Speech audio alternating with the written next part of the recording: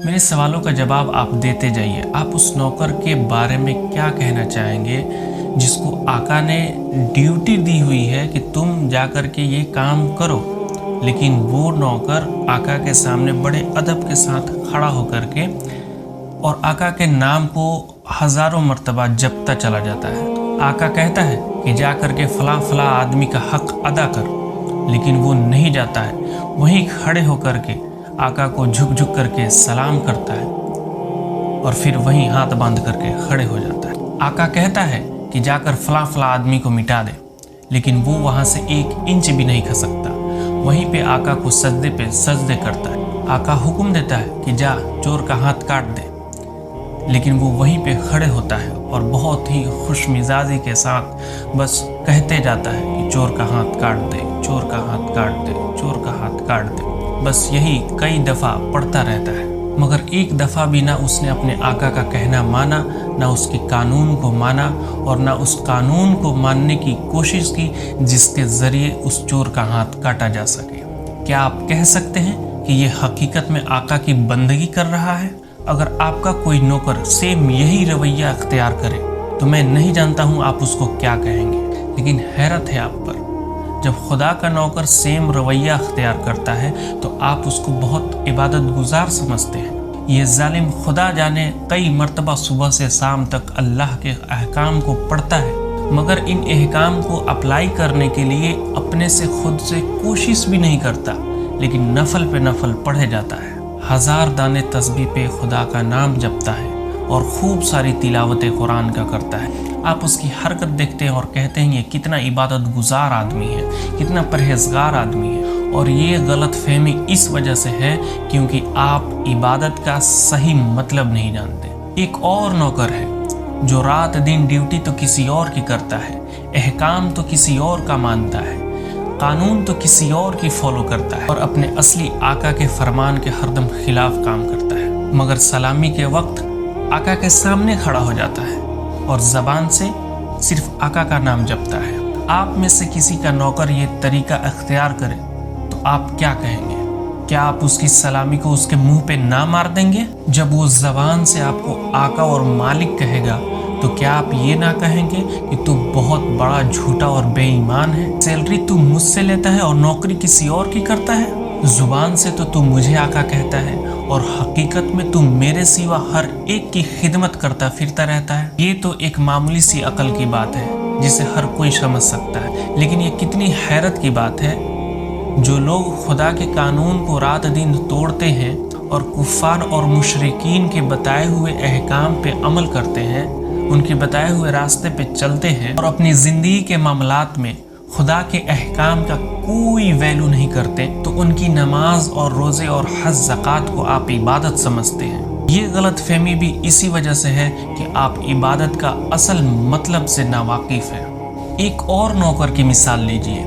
आका ने जो अपनी नौकरों के लिए जो वर्दी मुकर्रर की है, ये बहुत अच्छा से उस वर्दी को पहनता है और बड़े एहतराम के साथ अपने आका के सामने खिदमत में हाजिर होता है और हर हुक्म को सुन करके इस तरीके से झुक करके एक्सेप्ट करता है कि हाँ सही कहा आपने, सही कहा आपने, कि ऐसा दूसरों को देख करके लगता है कि इससे बड़ा तो इताअत करने वाला कोई है ही नहीं, इससे ज़्यादा तो मानने वाला, रिस्पेक्ट करने वाला और अमल करने वाला तो कोई है ही नहीं। इस तरीके से वो पेश आता है। मगर दूसरी तरफ यही शख्स आका के दुश्मनों और बागियों की मदद भी करता है, आका के खिलाफ साजिशों में ये हिस्सा भी लेता है। और जो लोग सोचते हैं कि आका का नाम को मिटा देना है इस दुनिया से, ये कम वक्त उसमें हिस्सा भी लेता है। रात के अंधेरे में तो आका के घर में नकब लगाता है और सुबह बड़े ही वफादार नौकर की तरह आका की खिदमत के लिए हाथ बांध करके खड़ा रहता है। ऐसे नौकर के मुतालिक आप क्या कहेंगे? यही ना कि वो मुनाफिक है, बागी है, नमक हराम है।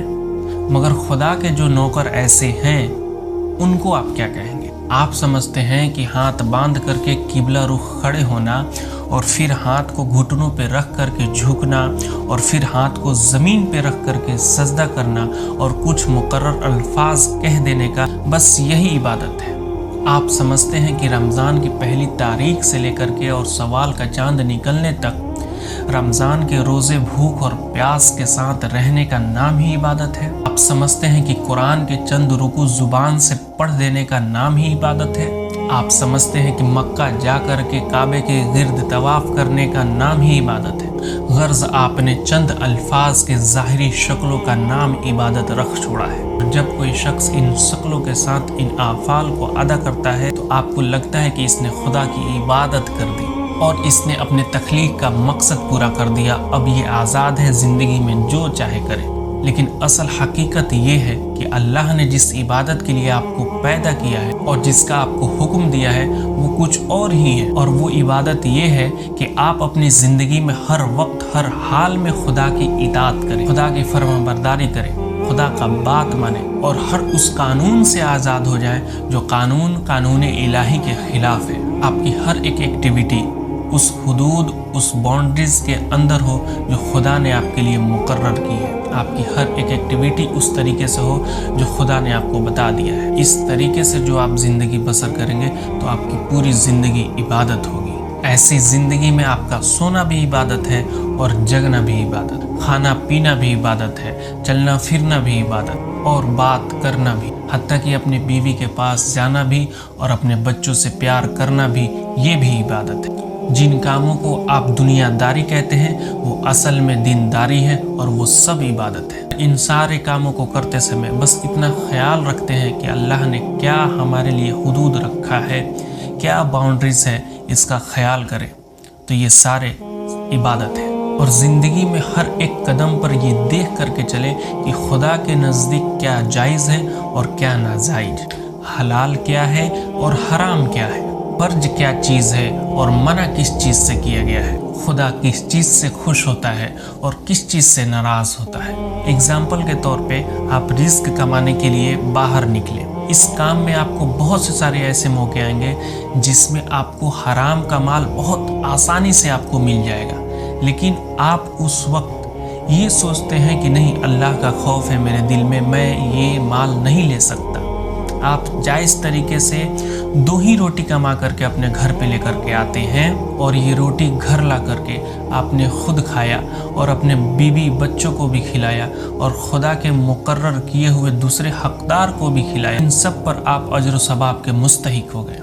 आपने रास्ता चलते वक्त रास्ते से कोई पत्थर या कांटा साइड कर दिया इस नियत के साथ कि कोई खुदा का बंदा इससे कोई नुकसान न पहुंच जाए उसको, तो ये भी इबादत है। आपने किसी बीमार की मदद की, आपने किसी अंधे को रास्ता चलाया, आपने किसी मुसीबत ज़दा की मदद की, ये भी इबादत है। आपने अगर बातचीत में झूठ से, गीबत से, दिलाजारी से परहेज किया और खुदा के डर से सिर्फ हक बात की, तो जितना वक्त आपने बातचीत में गुजारा वो सब इबादत में गुजरा। खुदा की असली इबादत ये है कि आप होश संभालने से लेकर के मरते दम तक आप खुदा के कानून के मुताबिक चलें और उसकी इताअत में अपनी ज़िंदगी को बशर करें। यही असल इबादत है। इस इबादत के लिए कोई मुकर्रर वक्त नहीं, ये हर वक्त होना चाहिए। जब आप ये नहीं कह सकते हैं कि मैं फ़लाँ वक्त खुदा का बंदा हूँ और फ़लाँ वक्त खुदा का बंदा नहीं हूँ, तो आप ये भी नहीं कह सकते हैं कि मैं फ़लाँ वक्त खुदा की इबादत करूँगा,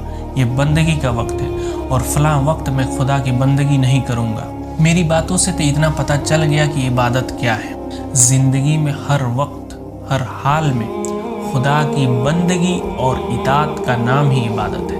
अब ये आप पूछोगे कि ये नमाज, रोज़ा, हज, ज़कात क्या है?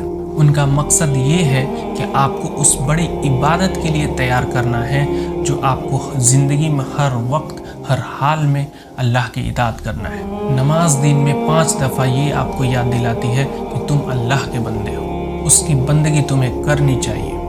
रोज़ा साल में एक बार 1 महीने तक आपको उसी बंदगी के लिए तैयार करता है। ज़कात आपको ये बार बार एहसास दिलाता है कि ये जो माल तुमने कमाया है ये खुदा का दिया हुआ बख्शिश है, इसे तुम सिर्फ अपने ऊपर ना खर्च करके जो इसके हकदार हैं उसके ऊपर भी खर्च करो। इसको अपने सिर्फ नफ्स के हिस्सा पर शर्फ ना करो बल्कि अपने मालिक के हक को अदा करो। हज खुदा की मोहब्बत और बुजुर्गी का ऐसा नक्श दिल पे बैठाता है कि अगर एक बार वो दिल पे उतर गया, बैठ गया, तो ताउम्र उसका दिल से असर नहीं दूर हो सकता।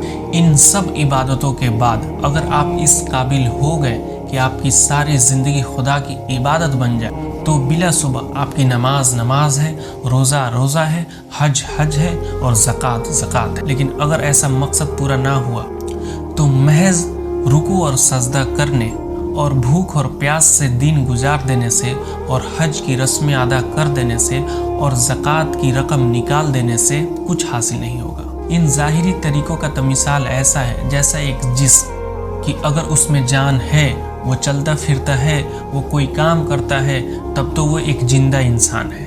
लेकिन अगर उसमें जान नहीं है तो वो एक मुर्दा लाश है।